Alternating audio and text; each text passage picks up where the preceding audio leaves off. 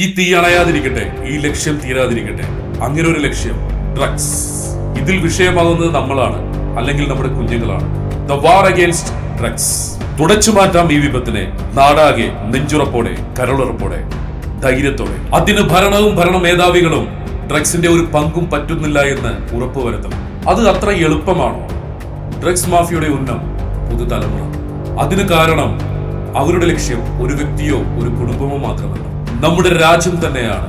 10-15 വർഷം മുന്നോട്ട് പോയാൽ ഇവിടെ ആര് തന്നെ ഭരിച്ചാലും ഇന്ത്യൻ യൂത്ത് ലോകത്തിന്റെ നെറുകയിലെത്തുമെന്ന് അവർക്കറിയാം. എന്റെ കുഞ്ഞു മക്കളെ, എനിക്ക് നിങ്ങളോട് ഒന്നേ പറയാനുള്ളൂ. നിങ്ങളുടെ സിരകളിലേക്ക് ഈ ലഹരി മരുന്നുകൾ കുത്തിക്കയറ്റുമ്പോൾ താറുമാറാകുന്നത് നിങ്ങളുടെ മാത്രം സ്വപ്നങ്ങളല്ല, ഈ രാജ്യത്തിന്റെ തന്നെ സ്വപ്നങ്ങളാണ്. അത് BJP-കാരനായാലും കോൺഗ്രസ്സുകാരനായാലും ആം ആദ്മി പാർട്ടിക്കാരനായാലും CPM-കാരനായാലും ഇന്ത്യക്ക് പുറത്ത് നമ്മൾ എന്നും ഇന്ത്യൻസാണ്.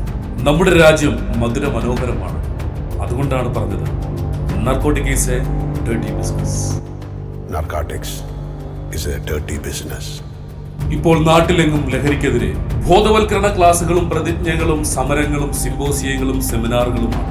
അതിനപ്പുറത്തേക്ക് നമ്മുടെ കുഞ്ഞുമക്കളെ ചേർത്ത് പിടിക്കുന്ന ഒരു മഹായജ്ഞമുണ്ട്. പഞ്ചാബിൽ അത് ചെയ്ത് വിജയിച്ചതുമാണ്.